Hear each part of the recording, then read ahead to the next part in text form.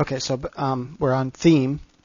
So the theme in that Quick Fisherman story then, it could be several things, but basically because the story ends, because there's two things that are happening here. One is he's really desiring this money to fix his boat. He's running away from pain, suffering from his wife that died, and he's trying to escape all that by just working on his boat, putting all of his time and effort into his boat, into fishing, into his job, and that consumes his life where he doesn't think about his wife that died and the pain he feels. So he's trying to outrun his pain.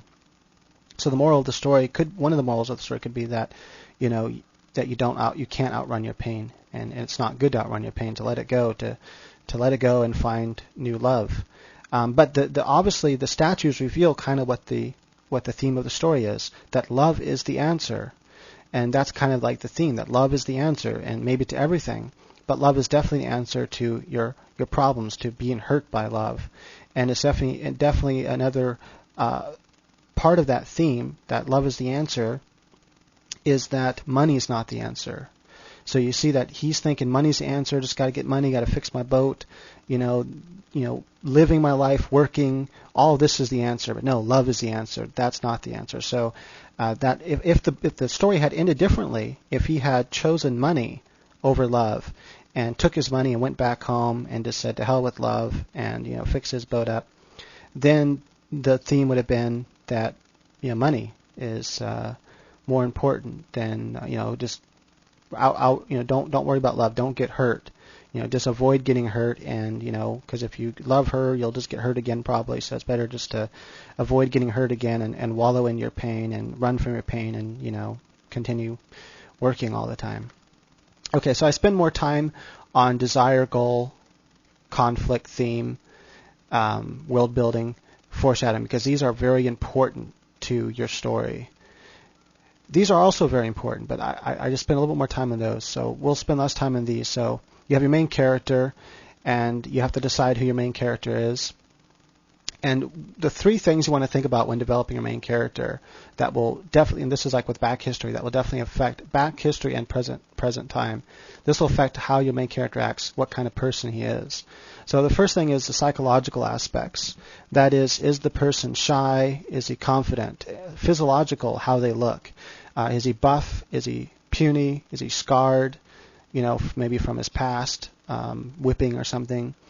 And how does he feel about that? So how does his physiological appearance, that is his physical appearance, affect his psychology, or not psychology, his psychological mind? That is just his mind in general, the psychological aspects.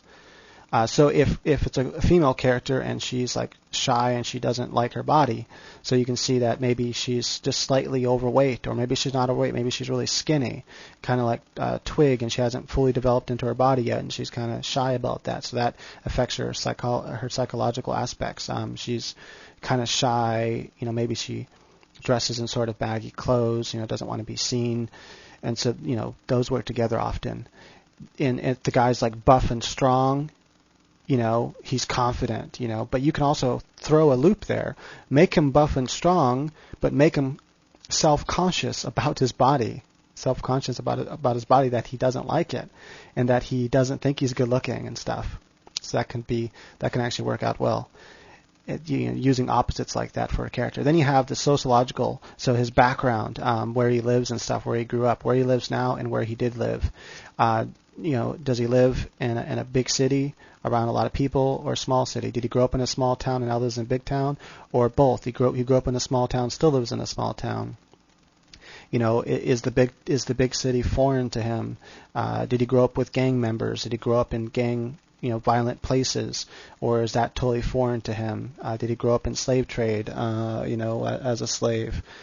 And so forth. So you have to think about where he lived and all this stuff. And was he raised to be racist? Was he raised by hippies to love everyone? All of that's going to affect who your main character is. So you want to at least know the basics about these three aspects of your main character, or all your main characters actually. And then that's why I have these. I should have put this little branches to each one of those two, but I didn't. But the branches here mean that these things apply to all your main characters and your main opponents. and the more detail you know about them, the better you can flesh them out and show them to be rounded characters, three-dimensional characters. You're going to hear that a lot, probably, and probably already have heard that a lot or read about it a lot. That is 2D characters, cardboard characters.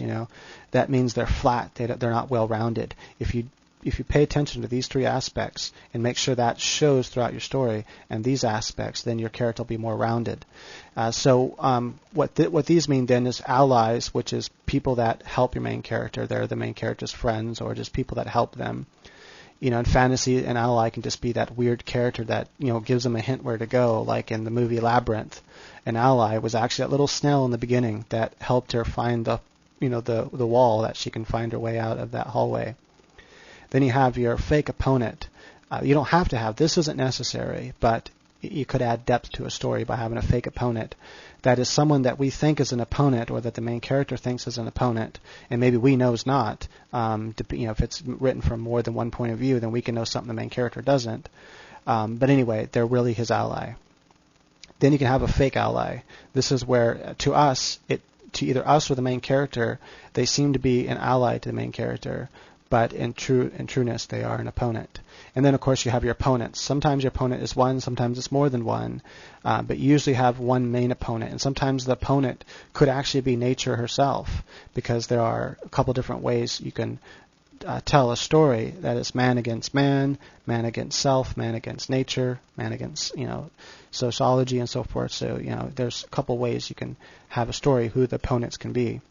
But the opponent, whether beast or person, whatever, should reflect the main character. They should both have similar goals. That is, they should both want this goal, or either that or the main character should want something that gets in the way of the main character wanting his goal. But the best opponents, to have black and white, Luke Skywalker, Darth Vader, the best is actually to have kind of gray of both. The main character, he's the good guy because he has morals you identify with and sympathize with. Sometimes your main character is not a good guy, or maybe he's a serial killer, like in Dexter. But they're harder to write. But the point is that your two characters should have a lot of similarities, and they should be equally intelligent, equally strong, and stuff like this. Although the main character might start out really weak, but by the end, when they face off, whether it's a mental battle or physical battle, they should be equal opponents. But the main opponent should always be a step ahead of the main character until the end, and then it's reversed, or at the end he loses. Okay, so you need to think of weaknesses for your character, and you want to think of psychological weaknesses and physical weaknesses. So your main character can be like Harry Potter. He can be physically weak. They can also be mentally weak. That is some sort of mental handicap. Maybe they're OCD or something, or they're just slow thinking. They're just not all that intelligent. Whatever. That's a weakness. But also psychological weaknesses, which is like they're self-loathing. They're shy. They're angry. They're prone to anger. They're easily angered, and they have an attitude problem, and they blow off at people, and yell at them or cuss at them, whatever. So you want your character to have both a physical weakness. That's why I put two weaknesses here. At least one physical weakness and at least one psychological weakness. Then needs. Now needs are like the main character might not know they need this. The main character has desires, they have wants, and they have one main desire that reaches the goal that is revealed about the 25% mark, or even at the 10% mark. Just depends if this changes by the time you get to here. But the important thing is that they have desires or wants, but they also have needs. These are things that they need in order to change. You want a dynamic character, a character that changes. Now, your main character doesn't have to change, but it is very satisfying when your main character changes through the course of the story. And what's going to end up changing, like in that fisherman story, he needs love. He doesn't realize that. He doesn't want that even. He thinks he doesn't want love. He's trying to run from it. I don't want love. But that's what he needs. He needs that to change. He needs that to be happy. And so, that's one of his needs is love. A need could also be courage. Maybe someone doesn't want courage, but they definitely need it. Or they might want it and need it. They can be one of the same sometimes. Your character might need justice. That could be something he wants as well. But let's say he doesn't want justice, but he needs it. He just doesn't realize that. He needs peace. He needs to let go. He needs comfort in letting the death of his wife go. Okay, check out Master Edit in the link there in the description. Thank you. Go to the next part.